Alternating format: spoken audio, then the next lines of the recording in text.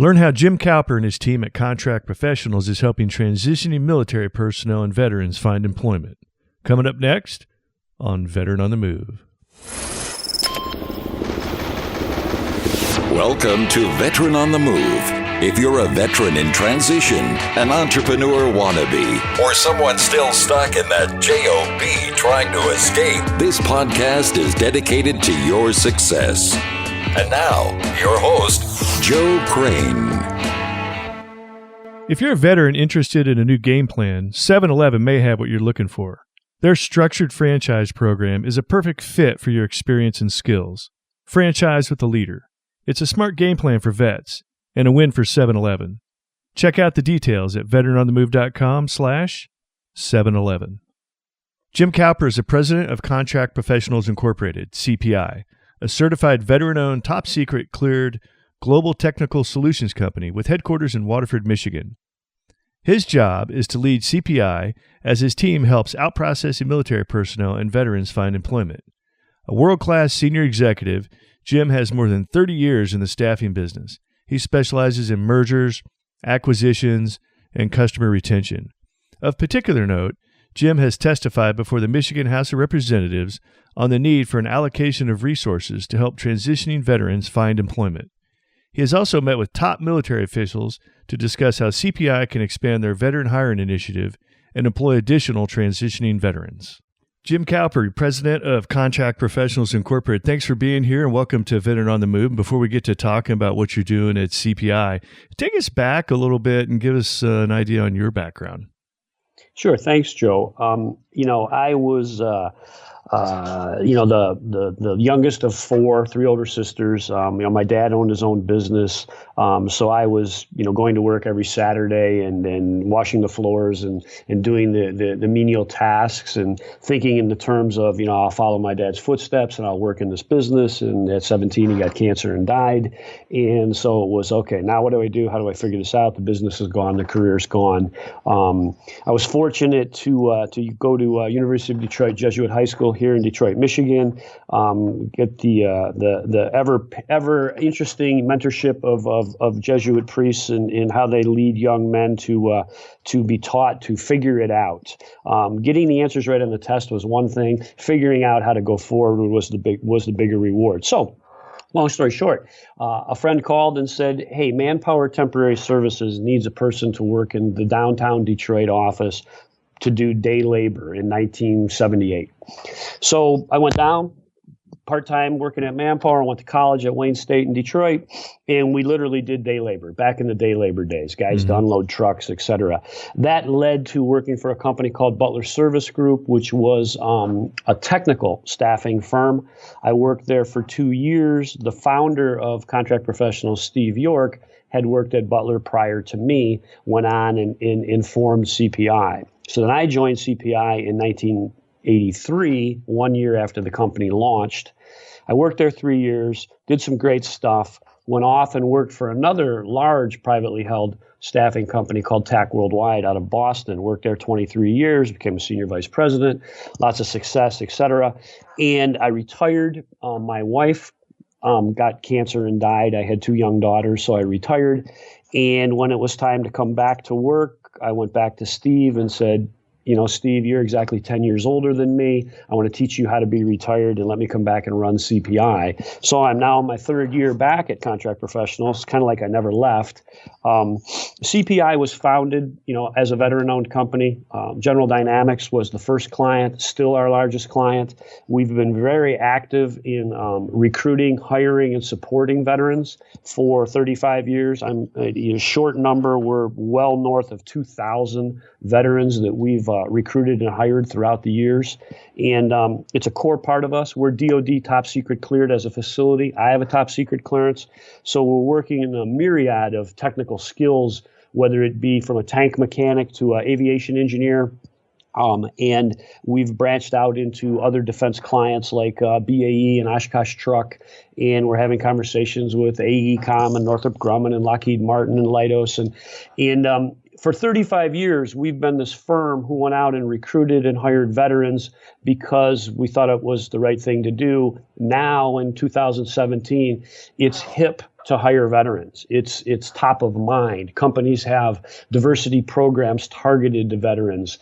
All great. Long time coming, way too long a time coming, but it's really, really great. And CPI is very actively involved in that in a variety of different ways. And, we can go into some of those examples. So that's a little bit of my background. And although I'm not a veteran, I've had the experience and pleasure to spend time with 4-star generals right down to, 4-year guys or gals who came out of the military after just a short career.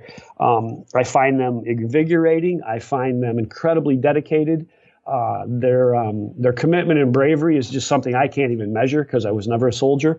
Very respectful of the process, very respectful of the people.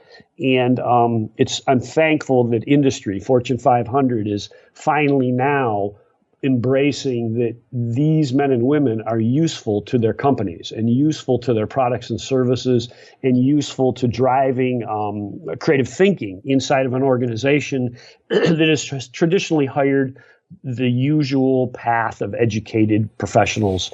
And the veterans blend really well with that, really well. We have great success. We have nice stories about it. And quite frankly, it's fun to help the veterans go on to their second career, and we're proud to do it. Yeah, absolutely, Jim. I have to ask. What immediately comes to mind? I'm kind of live in this space all the time, even though we're somewhat focused on, mostly focused on entrepreneurship. But there's and I actually have a good friend of mine who's getting ready to retire, and I'm watching him go through this process and the thoughts that go through his head. What's interesting is there's thousands of companies out there that want to hire veterans into great jobs, and there's thousands of veterans out there that want to get into these great jobs, but there still seems to be this big divide. It's like the veterans have a hard time finding those companies that are looking for them, and the companies that are looking for the veterans have a hard time finding the veterans. I'm sure you see some of that, right? Oh, it's beyond we see it. It's number one, you're absolutely correct. And to give you an example, we're very active at Fort Hood, largest military base, and we go down regularly. Fort Hood has job fairs, and we have a retired Command Sergeant Major Rich Ross, who works for us to help us organize all of this in Texas. And I've had the privilege to go down, and I've met with a retired 4-star General Thurman and retired 3-star General Funk. And we've toured the base. That's an experience in itself for a non-soldier to tour Fort Hood with a 4-star and a 3-star, a bit Moses-like. And we talked about there's no database for the soldiers coming out. There's no ability for us as a recruitment company to find these soldiers easily to match them with clients in new careers. And the generals are very focused on it because it comes out of their readiness budget. When soldiers come out of the military and they transition out, if they don't have a job, the military gives them a stipend for a period of time, and it comes out of the readiness funds of the military bases. And the generals want their readiness funds into equipment and technology, and not into soldiers that haven't found a job yet. And we haven't solved that problem. We've gone and talked about how could we build databases? Private industry would help build databases. And we're dealing with the federal government and the United States Army, and it's just not an easy solution. To further that, we at CPI went to our capital, Lansing, and I testified in front of the House of Representatives with another group called the Eisenhower Center, which is an incredible group that's founded here in Ann Arbor, Michigan, that they do research and treatment for soldiers and now the National Football League on concussions and all of the symptomatic symptoms that can't come out of concussions. And so the Eisenhower Center testified in Lansing about how they need the database to have access to veterans who need their help to help treat them for the injuries that they've had in battle. And I testified in that we need the same database so we can employ veterans, and or even if we discover veterans that Eisenhower could help, we could funnel them to them as well. And so we're trying to be as proactive as possible to figure out how to to create some sort of database that the soldiers could log into before they transition out to look for jobs, and we could log in to see who's coming out by MOS code and et cetera, et cetera. So it is frustrating, and it's frustrating across the board, and it's one of those great questions in America today that this seems so simple to solve. Why don't we just solve it? If it were only that simple. So we're going to continue to dig, and we're going to continue to try and solve it. But great question. Yeah, I think a lot of it is, we want it to be, we want the solution to be an app on your phone where you can look at a specific company and know exactly what it's going to be like to go work for them, and they can look at you and know exactly what you're going to be like. But there's really not a software system, an app, or a resume that can do that. So that's why I always stress, if anybody looking to get out, if you want to go into get a job, go into any kind of a career, start networking, years in advance, because it takes years to develop those relationships. And I think one thing that holds a lot of folks back, including veterans, from the whole networking concept is you don't realize the payoff that networking does for you until you see it pay off. It's kind of like having faith. You have to blindly go into it and believe that it really exists before you'll ever get any proof that it does. And those people that aren't willing to have the faith to do so will never experience the benefit of it. And I think the older you get, the more opportunity you have to see the whole networking cycle come around full circle and pay off. And once you've seen it pay off a few times, you're like, okay, yeah, I get it. I'm going to network all the time. It's like sowing seeds along your path, and eventually you'll come along something that's already bared fruit. Exactly, and I have two great examples of that. Kind of the core of what you're doing with your podcast is around entrepreneur, and we have two scenarios that have happened, and it's interesting that they were born out of Detroit. Is that the first is the National Veterans Business Development Council, NVBDC, started by service disabled Army vet, who recognized that inside of the VA certification for veteran-owned businesses, they have financial caps. And if your business gets too large, you lose your VOSB or your service disabled veteran status if you get too big, which that's a whole other debate. But anyway, these individuals went to the VA and said, we want to start a certification for veteran-owned companies that are above the cap so they can continue to have a veteran certification for industry. And the VA kind of said, sure, it sounds like a great idea. Go ahead and build it, thinking they'll never come back. They did. It's up, it's running. We're in our second year. We have because it's born in Detroit here, Ford, General Motors, Kellogg, Federal Reserve of Chicago, 3M, Harley Davidson, a variety of Fortune 100 companies that have in writing stated that for their company, if you are to be a veteran certified entity, you must be certified by NVBDC. So now we're reaching out to all of these, thousands of veteran-owned companies and saying, we have a certification avenue for you, for your entrepreneurial spirit, to get this stamp that these Fortune 100s are pioneering and adopting. And it's incredibly powerful to see that when we go to these veteran, matchmakers now, and we see 200, 300, 400 veteran-owned companies coming to these matchmakers in front of Fortune 100 companies, and there's more traction than just the head nodding, and we're doing this because we're obligated. And it's the tip of the iceberg. Back to my comment about, it's hip to hire veterans, and it's so exciting to see industry really making an effort to treat the veterans in the same method that they do other minority classes that they use in their businesses. And there's another organization here called Vet Biz that's led by a man named Matt Sherwood, and their mantra is the training in the entrepreneurial development for veterans who want to start a business. How do you do it? How do you get financing? What should your company look like? What should your website look like? What should your capability statement say? Amazing that companies don't understand that you need a written capability statement, elevator pitch if you will, but you need it written that when you go and meet these companies, you put it in front of them. Who are you? What is your Dun and Bradstreet number? What is your federal ID number? What is your 500 words or less capability of who you are as a company? And VetBiz and Matt Sherwood does a wonderful job of taking companies through that. And for me, I'm just thrilled to be able to work with these companies as a business entrepreneur myself, to be able to say, how can we help the smaller veteran company grow? How do they get mentorship? How do they sit with other companies that have been successful and learn?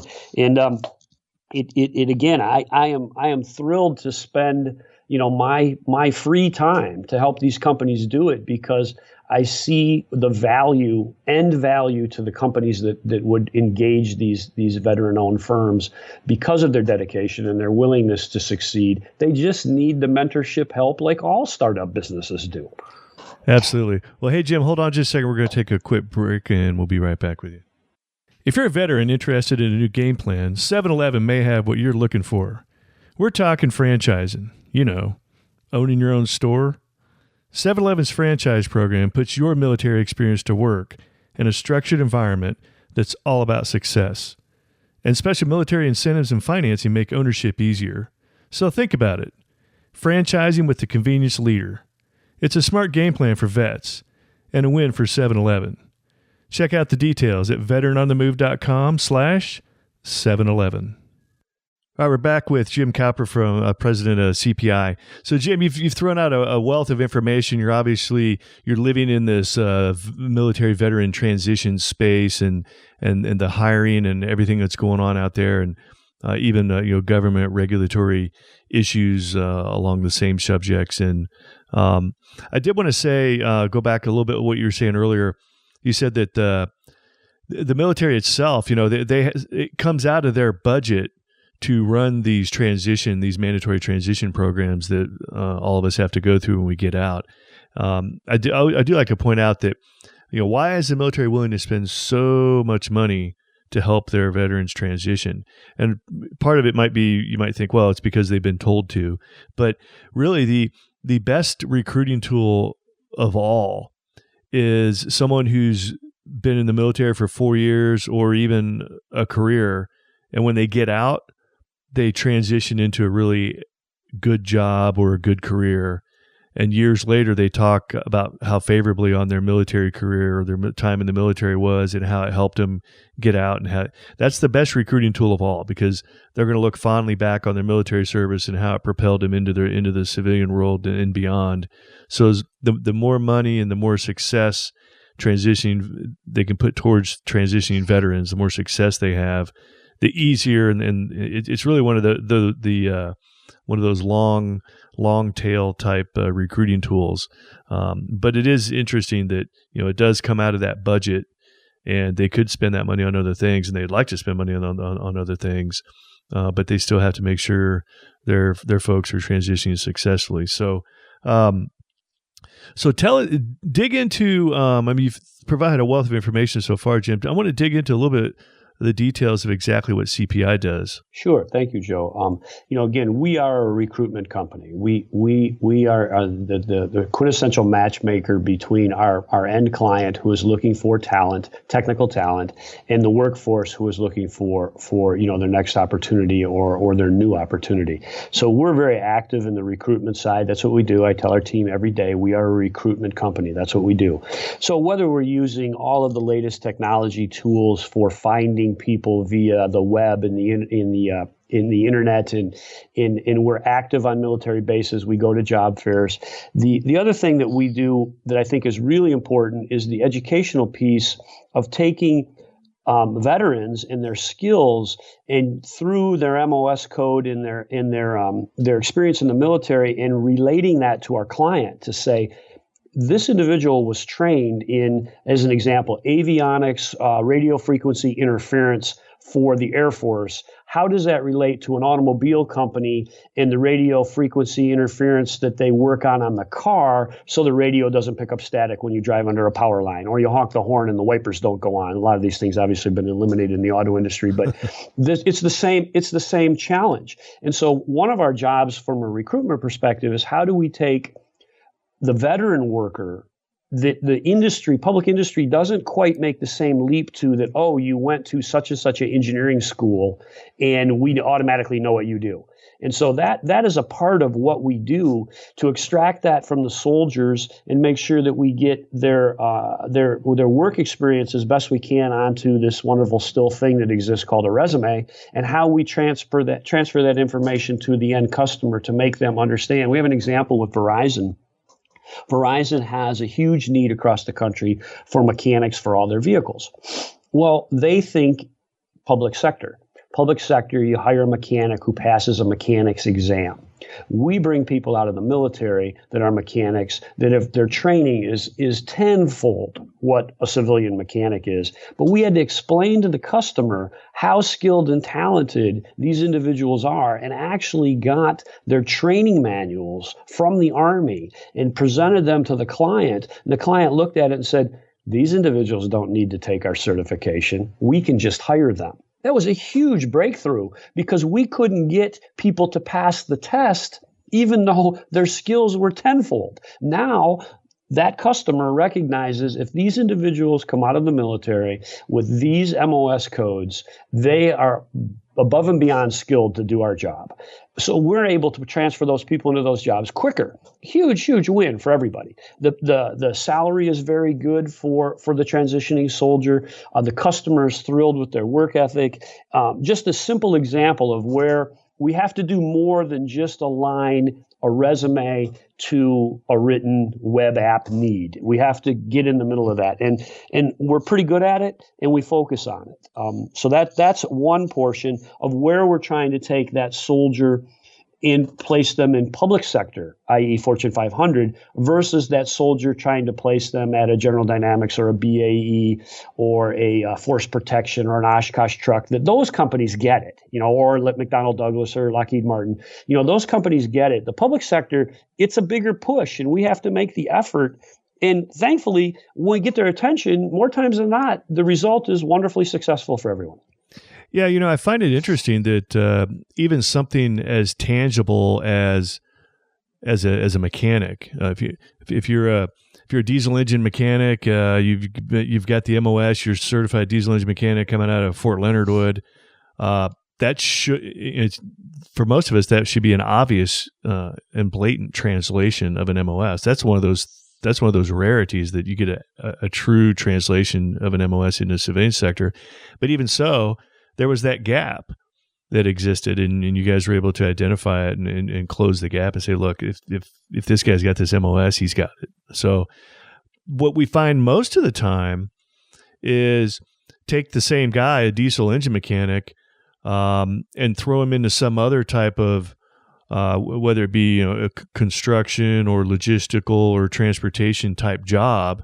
That same individual would actually perform quite well in a number of loosely related civilian jobs. Those are the jobs that are more hard to translate into what you can do as a civilian, and that's what we often refer to as soft skills.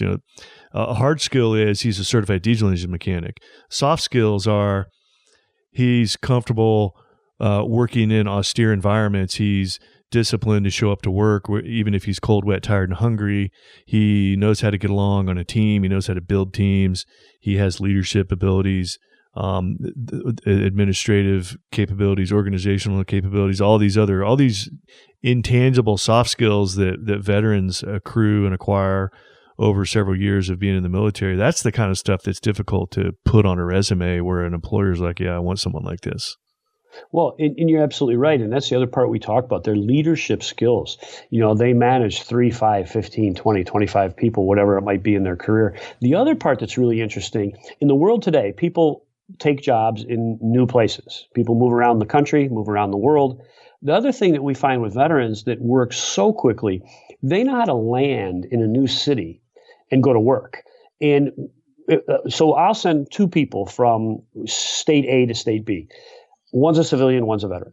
The veteran just goes to work. They figure out on their own time where to get their hair cut, how to find a doctor or a dentist, or how to get their insurance on their house or their car transferred, et cetera, et cetera. The civilian person will call back 5 times. well, I'm not settling in well here, or I need help with that, et cetera. And it's amazing. Absolutely. Now, this isn't fair across the board, but in generally, the veterans go, I got it. Okay, I'm in a new town. I start work on Monday. I'll be there at 8 o'clock. I got it, right? And they know how to do the other things. And it doesn't distract them at work. It doesn't make them come late or leave early because they have to go, find out, where they're going to get their, meet their new dentist. Where on the civilian side, they don't do that as well. And again, I'm the civilian, so I understand my struggles, and I take my hat off to the veterans. When we put them to work, we know we will have less of those personal logistic challenges come back from them than we will oftentimes from a civilian, regular American citizen who's transferring from state A to state B. It just is. And we communicate that to our customer, especially, you remember with our customers, we're above and beyond matching a job requirement to a skill. We're trying to match a person and culture together as well. So we try and make sure the customer understands that if they're hiring someone who's coming from another state, we'll get, well, that person doesn't live in my state. I don't know that I want to interview them. And then we'll explain to them why they should. Leadership skills, transition skills, adaptability skills, can-do work ethic. All of those scenarios are the soft skill things that is our job to try and communicate to our customer. Yeah, I've never heard, I mean, that seems so obvious, but I've never heard that being such a really big benefit of a military member is because they're used to just moving around. You can plop them in, they can show up on Friday afternoon and be work ready Monday morning with no stressors that they're bringing to work. And it makes so much sense. I mean, I actually start I'm getting a little antsy because it's been over 3 years since we've moved. So I'm like in the habit of moving every, 2, 3, 4 years. I've been in this same house for like 5 years now. I'm starting to get antsy. Yeah, exactly. Hey, I do have a unique story to share about recruitment and the hurdles. So we have a client. The customer is here in Metro Detroit. They're called Roush Engineering. They do a lot of specialty automobile build, and they have a need when they get huge ramp up programs from the automakers to either do custom stuff or retrofits, or there might be problems on the production line that cars come off and they need to be fixed, and they'll have a big push for us for. They might call and say, we need 50 mechanics, to work on this big push program. Well, one of the things we found with the soldiers transitioning out, they don't have tools because they were provided to them in the military. Now they're out, and tools are expensive. Right. So we've done a program with Roush and Mac Tools that we provide a custom set of tools. They're about $1,200. The toolbox, all of the tools, it's all spec'd, and we lease them to own to the employee when they join our team. So when we recruit the veteran coming out and they have the skills and the client wants to hire them, they don't have the tools. So we buy the tools from Mac Tools. We have them delivered down to the site, and we do $1 an hour lease to own back on the tools. So from our perspective, we match a skill with a client. We match the person able to go to work. That's what we do. We're in the recruitment business for profit. But if we don't provide the tools, we can't create the match. So we go out front, buy the tools, lease them back to the employee, and in about 6 months, they own them. They own them for life. They now have the tools, if they are a mechanic, to do their job out of the military for the remainder of the time they want to do it. Great win for us, great win for the client, great win for the transitioning soldier. Pretty simple thing to solve, but how many companies are willing to do it? We're into, I think, our 40th toolbox with that program. So that's, $50,000 in theory that we've fronted, that the individual, through payroll deduction, $1 an hour, solvable. A great success story and a win that just takes a teeny bit of creative thinking. Yeah, and the fact that you guys went out of your way to come up with that program, but the company itself that was doing the hiring, they couldn't see the problem, even though it was right in front of their face. You made it happen. I mean, that's a great story. I love that. Well, in fairness, Roush was very cooperative with us, and they're the stewardship of the toolbox. So they are very much a partner. So sure. They get it as well. But what a great solution to otherwise, well, the guy can't take the job because he doesn't have the tools, and he just got out yesterday, and where's he going to come up with $1,200 in cash to go buy these tools, right, et cetera, et cetera. So it's just those type of solutions are out there. I challenge all companies to to think outside the box in hiring a veteran, think outside the box as to what the veteran brings to the table and their soft skills, and think outside the box as what might be a simple accommodation to create a win. That's awesome. Hey, Jim, so if some of the listeners are liking your vibe and liking what you guys do at CPI, would somebody just come to your CPI website and get on there and start? How does it work? Like, what if somebody wants to put CPI in their toolbox as part of their transition plan to potentially get a job when they get out? Yeah, the easiest place is www.cpijobs.com, cpijobs.com. That part's pretty easy. Our website is very robust. All of our jobs are posted. It's very web interactive. It's very easy to click on it, download a resume, create a resume. It goes directly into our database. There is no lag. It doesn't sit in a queue somewhere that someone has to go look at. Our intuitive software immediately matches incoming resume skills to open jobs. We have a variety of electronic ways to communicate back. And of course, we always end up the tried and true. You pick up the phone and you dial it and you speak to one another. So that's the easiest way. We post our jobs with Indeed, which is one of the larger websites out there. They can find us through Indeed. They can find us through cpijobs.com. And we're pretty reactive and respectful of people looking for jobs. Now, does your resume input system accommodate the military member fairly well? Yes. I mean, again, we'll take a DD-214. We can scan that in, and that as long as if we have a DD-214 and a phone number, we're good to start, because then we can get on the phone with the individual and go, okay, we need a resume. Let us help you create one. Walk us through it. We'll create one. We'll send it back to you. If that looks right, we'll coach you through all of that to help them get going forward. And one of the things we coach when we go to the job fairs, like at Fort Hood, is, and you made a great point about networking, and we'll see soldiers come to the job fair that aren't transitioning out for 6 months, and we'll say, we need a resume, we need your name, your phone number, your email, et cetera. And they go, wow, I'm not transitioning for 6 months. I don't need to worry about it today. And when we try and grab them by the ankle and say, no, you really need to worry about it today. And let us help you create a profile, your capability statement, if you will, that you can use for us and everybody else that you might come in contact with. So yeah, it's really critical, very critical.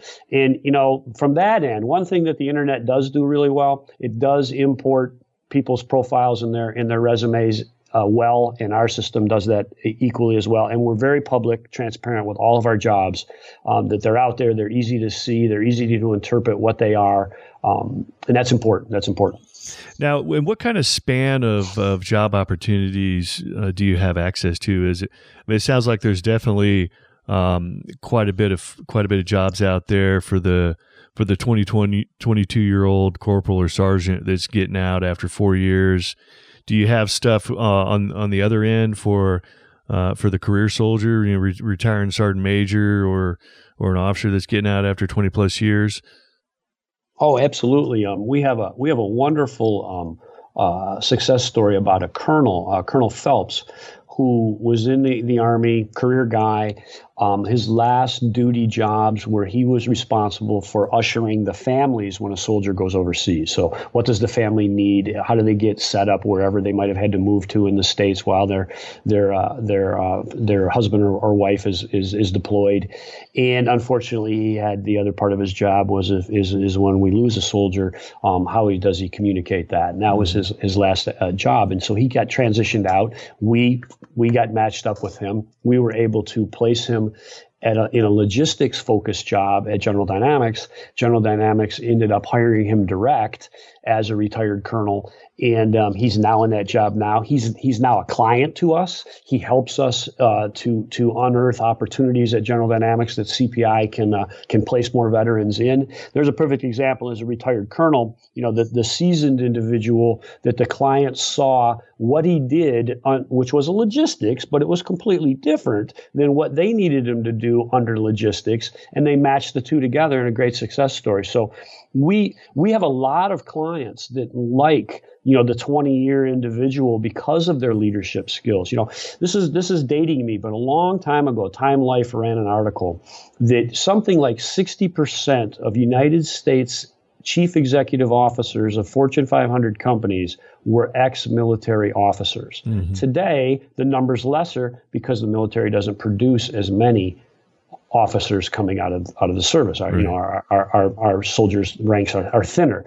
So, yes, whether it's a 4-year individual who's coming out, sweet spot are a lot of these 8, 12, 16-year experienced individuals because they're kind of the right age and the right salary requirements for public sector. Right. But the 20-plus year individuals, absolutely, their leadership skills are just immeasurable, and our clients are learning that. They're learning that is really the come to work and take direction and have the ability to have creative discussions about problem solving rather than say nothing or complain, because they were taught that in the military. And again, I'm not a soldier, but if I'm a career, major or colonel, I would imagine my negotiation skills inside of the United States Army, Marine Corps, Air Force, or our Navy are probably very, very good. Right. Hey, and one final thing, Jim. Somebody comes to your website, they fill out the information, they actually get a job. The company that you place this successful veteran with actually pays CPI, meaning that there's no cost to the veteran for coming to CPI, correct? Exactly. There's no cost of any time. We will help build a resume. We place them. There's no fee ever.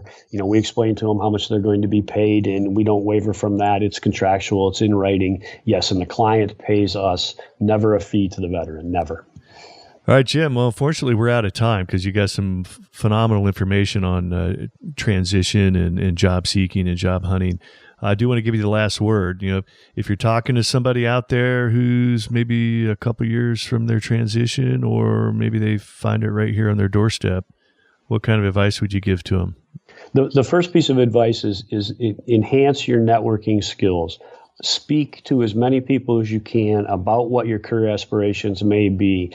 Use the transition centers to inquire who is coming there to look for individuals. And the other part of it is spend the time on the internet looking for the companies that are veteran friendly, that actually put it in writing and is out there actively looking to hire. And again, for us, it's www.cpijobs.com. We're just one of many, but we're serious, and the engagement can be fulfilling. All right, Jim, outstanding. I appreciate all the golden nuggets you've laid out there for us, and look forward to talking to you. Maybe we can have you on a Facebook Live session inside the Veteran on the Move Facebook group sometime, and we can get some of our listeners to interact and ask some questions, things like that. Would be honored to do so. Thank you, Joe. All right, Jim. Sounds great. We're out. Have you joined the Veteran on the Move Facebook group? I personally invite every guest that I have on the podcast to join the group. So the Veteran on the Move Facebook group is a great way to connect with previous podcast guests. Our Facebook group will keep you in touch with other veterans that are transitioning to entrepreneurship, and you will also get great updates and free guides on the people, programs, and resources that will help you in your transition to entrepreneurship.